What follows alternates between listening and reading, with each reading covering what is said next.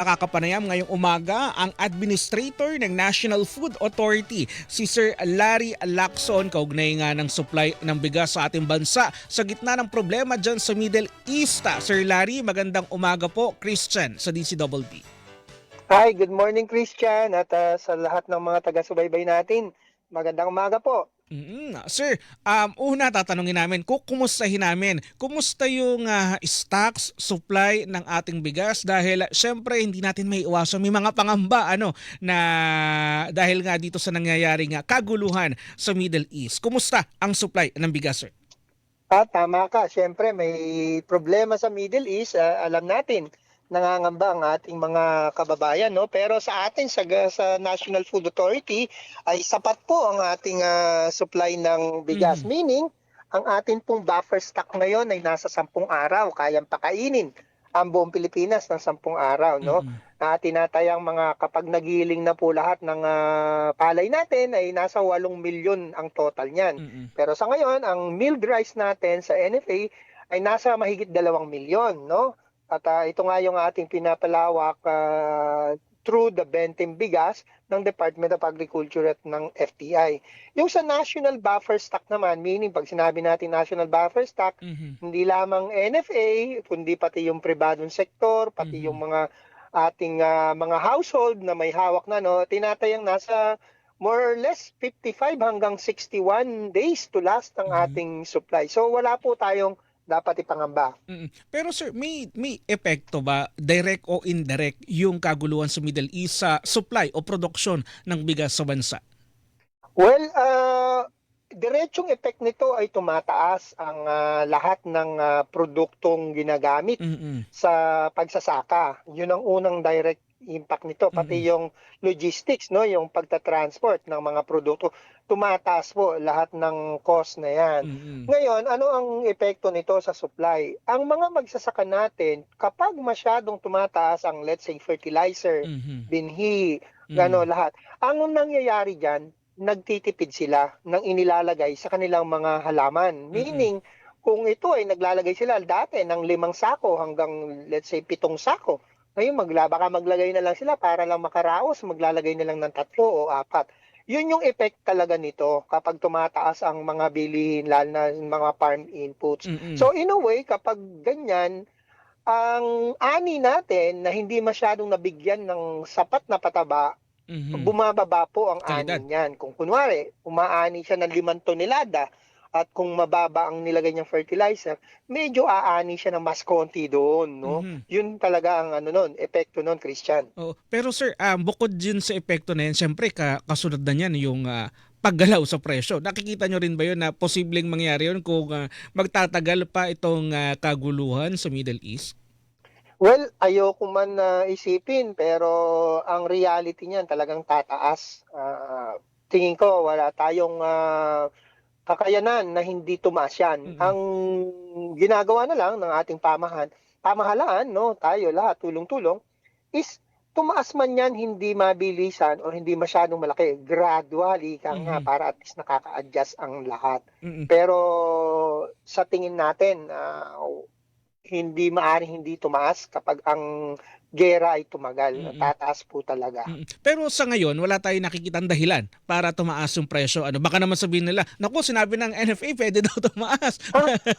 Pero sa ngayon, walang dahilan. Ganito, no? Whether we like it or not, na-monitor naman na tumaas na ng kaunti. No? Ang ginawa naman ng gobyerno dyan, let's say in particular sa bigas, naglatag ng mga mas murang bigas. Nandyan ang Bentim Bigas, nandyan yung mga 48 and 45 pesos ng FTI, ng Planters, yung mga ganon. So, medyo na-tame yung presyo ngayon sa merkado. So, hindi ganun ka-abrupt tumaas ang presyo sa merkado. Pero sir, ano yung may binigay na ba o ano yung pwedeng ibigay na tulong ng NFA para dun sa mga sektor na apektado ng pagtaas ng presyo ng ginagamit nila para sa operasyon, sa pagtatanim at iba pang operasyon?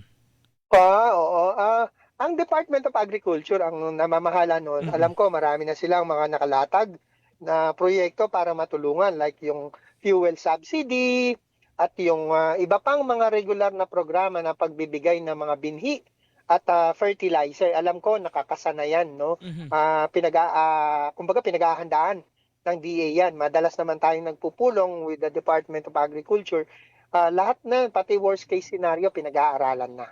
Tapos sir, may bagamat binanggit na ng DA na sapat ang supply at saka ngayon ay panahon ng anihan. Tama ako sir, di ba? Tama, tama, oo. Panahon ng anihan ngayon, oo. So wala tayong magiging problema. Pero sir, magkano yung bilihan ngayon ng palay ng NFA sa ating mga magsasaka? Ganun pa rin, hindi naman Kung nagbago. ang presyo ng bilihan ni NFA ngayon, sa ngayon mababa kami kumpara sa Mm-mm. mga traders, no? Ang traders ngayon bumibili, national average itong babanggitin ko, no? Mhm. Nasa 21 pesos mahigit ang fresh o yung kaka-harvest lang, no? Mhm. At yung tuyo, umaabot ng 25 pesos, yung average, national average. Mhm. Sa ngayon, si NFA, 17 lang ang fresh, 21 ang dry. Kasi nga, hindi namin gustong kumompetensya ngayon kasi kung kami ay kukuha pa ng palay sa ngayon, Mhm. sa anihan, sa ganitong Kung panahon, makikisabay. baka mas lalo kami maka-add ng pressure para tumaas ang presyo. No, aantayin na lang natin na medyo mas magkalma yung presyo, then siguro by the end of March saka kami mamimili para ma-replenish naman yung ating buffer stock. Oo. Ilan sir tatonelada ang kukunin nyo ngayon? Ang target natin sa isang taon ay 790,000 Oo. metric tons, no? Target naman 'yon. Pero dahil ang binigay sa ating pondo hindi naman sapat para doon.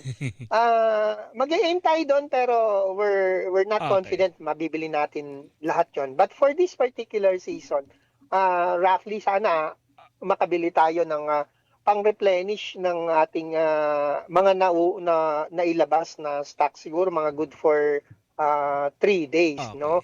Para Mhm. lang going towards Mhm. lean months at itong tag-ulan, Mhm. meron tayong sapat na stock. Oh, yun. So sa ngayon sir, makakahinga pa. Walang dapat ipangamba at sapat ang supply ng NFA.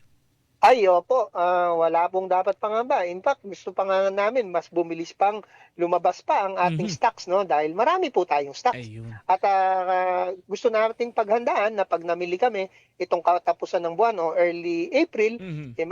mas marami po tayong bodega na pag-iimbakan. Ayun. Kanya gusto natin mas bumilis pa nga yung labas ng Mhm. ating NFA rice. At least may konting good news sa ganitong problema Opo. na kinakaharap ng bansa. Sir, Wala po dapat pangambahan. maraming salamat po. Babalikan namin kayo sa mga susunod na araw at linggo. Maraming salamat, sir. Maraming salamat din po. Good morning. Yan po si Sir Larry Lacson, ang Administrator ng National Food Authority. At ako Hilingan, walang pinoprotektahan.